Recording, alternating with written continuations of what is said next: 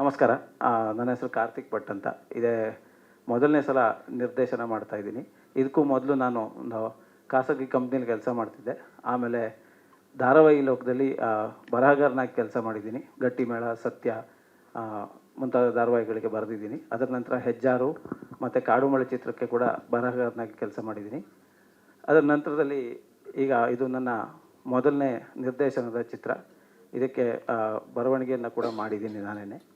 ಹಾಗೂ ಮತ್ತು ನನ್ನ ತಂಡ ಇದರಲ್ಲಿ ತುಂಬ ದೊಡ್ಡ ಮಟ್ಟಕ್ಕೆ ಸಹಕರಿಸಿದೆ. ಸರ್, ಹೆಸರೇ ಹೇಳುವಾಗೆ ಚಿರಪರಿಚಿತ ರಾಜ್ಯದ ಅಪರಿಚಿತ ಹಳ್ಳಿಗಾಡು, unknown countryside of a well known state. So ಸ್ವಾಭಾವಿಕವಾಗಿ ಉತ್ತರ ಕನ್ನಡ ಜಿಲ್ಲೆ ಅಂತ ಮಾತು ಬಂದ ತಕ್ಷಣ ಉತ್ತರ ಕರ್ನಾಟಕನ ಅಂತ ಒಂದು ಕೇಳೋ ವಾಡಿಕೆ ಇದೆ ಕೆಲವರಲ್ಲಿ. ಉತ್ತರ ಕನ್ನಡ ಜಿಲ್ಲೆ ಕೂಡ ಉತ್ತರ ಕರ್ನಾಟಕ ಜಿಲ್ಲೆಗಳಲ್ಲಿ ಒಂದು. ಅಲ್ಲಿ ಅದೊಂದು ವಿಶೇಷವಾದ ಜಿಲ್ಲೆ ಸರ್. ಮಲೆನಾಡು, ಬಯಲುಸೀಮೆ ಮತ್ತು ಕರಾವಳಿ ಮೂರನ್ನು ಹೊಂದಿರುವ ಬಹುಶಃ ದೇಶದ ಏಕೈಕ ಜಿಲ್ಲೆ ಅಂದರೂ ಖಂಡಿತ ತಪ್ಪಾಗಲ್ಲ. ಅಷ್ಟು ವೈವಿಧ್ಯತೆ ಅಲ್ಲಿದೆ. ಸೊ ಅಷ್ಟು ವೈವಿಧ್ಯತೆ ಇರೋದರಿಂದ ಅಷ್ಟು ಕಥೆಗಳು ಕೂಡ ಅಲ್ಲಿದೆ. ಸೊ ಅಂಥ ಒಂದು ಕಥೆಯನ್ನು ಆಯ್ಕೆ ಮಾಡಿಕೊಂಡಿದ್ದು ತುಂಬ ವರ್ಷಗಳ ಹಿಂದೆ, ಆಲ್ಮೋಸ್ಟ್ 4 ವರ್ಷದ ಹಿಂದೆ ನಂಗೆ ಆ ಕಥೆ ಎಳೆ ತಲೆಯಲ್ಲಿತ್ತು. ಅದಾದ ನಂತರದಲ್ಲಿ ಅದನ್ನು ಡೆವಲಪ್ ಮಾಡೋಕ್ಕೆ ಒಂದಷ್ಟು ಸಮಯ ಸಿಕ್ಕಿರಲಿಲ್ಲ. ಅದನ್ನ ನಿಧಾನಕ್ಕೆ ಅದ್ರ ಜೊತೆ ಅದಾಗ್ತಾಯಿತ್ತು. ಆ ಸಂದರ್ಭದಲ್ಲಿ ನಾನು ಏನೇ ಮಾಡೋದಿದ್ರು, ಏನೇ ಕೇಳೋದಿದ್ರು ನನ್ನ ಪರಮಪೂಜ್ಯ ಗುರುಗಳಾದ ಶ್ರೀ ಶ್ರೀ ರಾಮಾನಂದ ಅವಧೂತ ಸ್ವಾಮೀಜಿಗಳಲ್ಲಿ ಅದನ್ನ ಕೇಳ್ಕೊಂಡೇ ಶುರು ಮಾಡೋದು. ಆದರೆ ಇದೊಂದು ವಿಚಾರವನ್ನು ಅವ್ರ ಹತ್ರ ಕೇಳ್ಕೊಳ್ಳೋದಕ್ಕೆ ನನಗಾಗಲೇ ಇಲ್ಲ.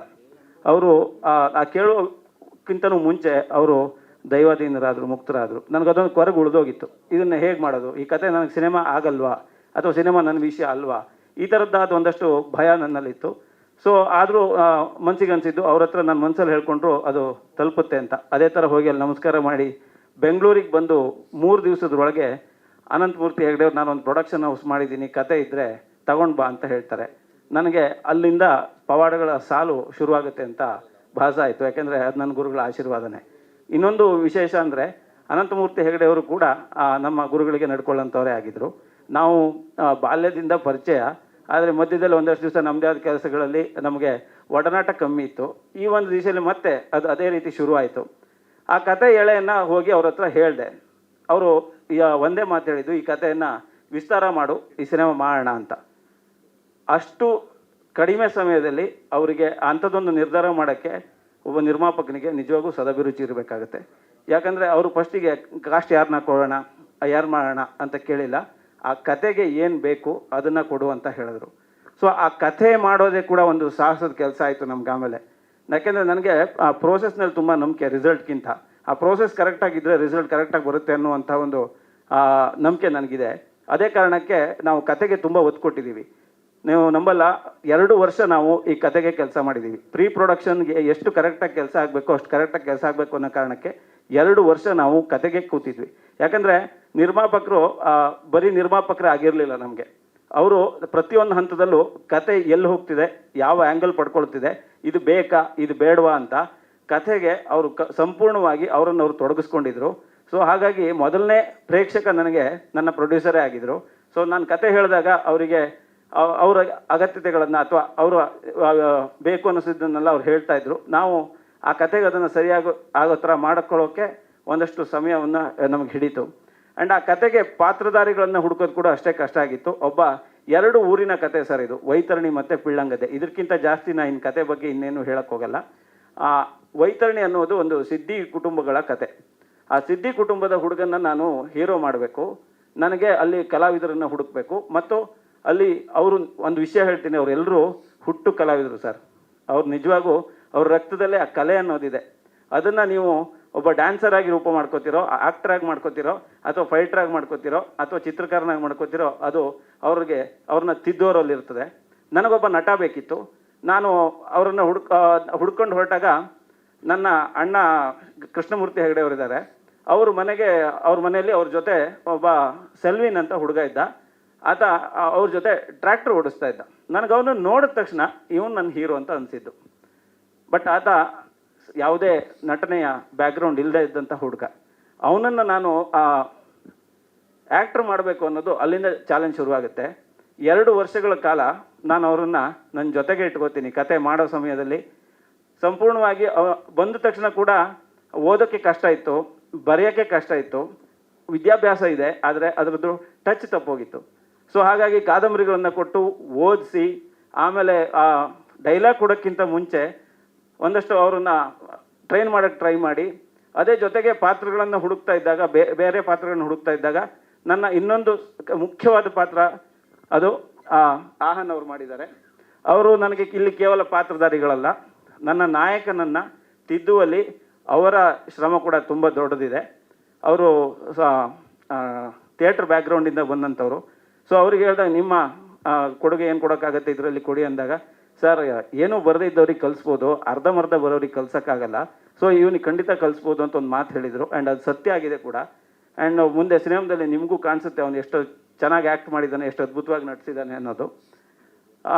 ಸೊ ಅಲ್ಲಿ ಹಾಗೆಯೇ ಒಂದು ಊರನ್ನು ಕಟ್ಟಬೇಕು.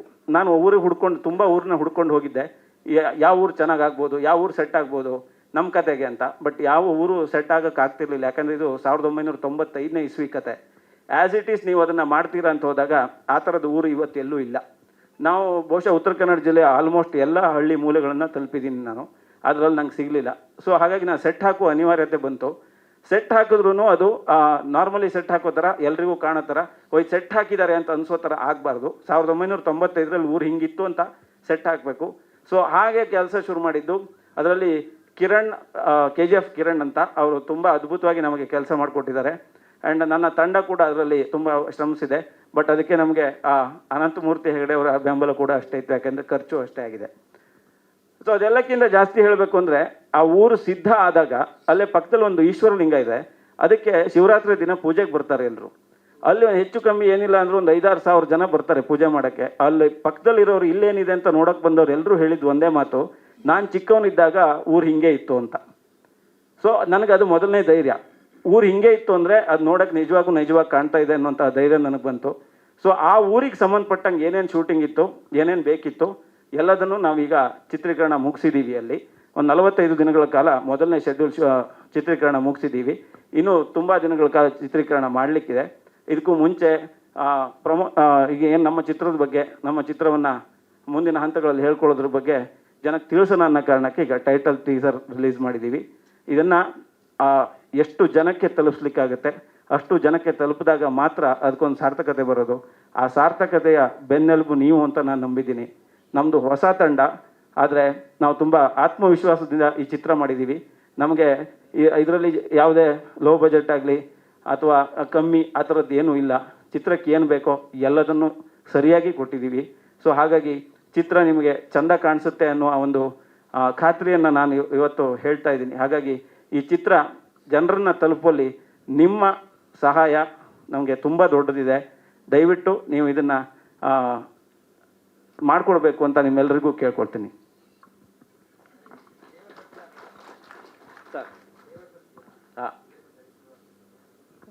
ದೇವಸಸ್ಯ ನನ್ನ ಚಿತ್ರದ ಒಂದು ಬಹುಮುಖ್ಯ ಪಾತ್ರ ಸರ್. ಆ ದೇವಸಸ್ಯ ಏನು ಅನ್ನುವುದೇ ಸಿನಿಮಾದ ಒಂದು ಎಳೆ ಕೂಡ ಹೌದು. ಹಾಗಾಗಿ ಆ ದೇವಸಸ್ಯ ಅನ್ನುವುದನ್ನು ಬಿಟ್ಟು ನಾನು ಇನ್ನೇನು ಜಾಸ್ತಿ ಹೇಳೋಕ್ಕಾಗಲ್ಲ. ಹೊಸ ತಂಡ ಆಗಿರಬಹುದು, ಆದರೆ ಭರವಸೆಯ ತಂಡ ಅನ್ನೋದು ನಿಜಕ್ಕೂ ಕೂಡ ಗೊತ್ತಾಗಿದೆ ಸರ್. ಆ ಊರಿನ ನೈಜತೆಯನ್ನು ತೋರಿಸ್ಬೇಕು ನಾನು ಅಂತಾದರೆ ಅಲ್ಲಿ ಏನು ವಾಡಿಕೆಯಲ್ಲಿ ಏನಿದೆ ಅದನ್ನು ಬಳಸದೆ ಅದನ್ನು ಹೇಳಿದ್ರೆ ಅದು ಅಲ್ಲಿದು ಅಂತ ಅನ್ಸೋದೇ ಇಲ್ಲ ಸರ್. ಎಲ್ಲ ಭಾಷೆಯಲ್ಲೂ ಇದೆ. ಅದೊಂದು ಸ್ವಲ್ಪ ಬದಲಾವಣೆ ಆಗಿದೆ ಲಿಪ್ ಸಿಂಕಿಗೋಸ್ಕರ.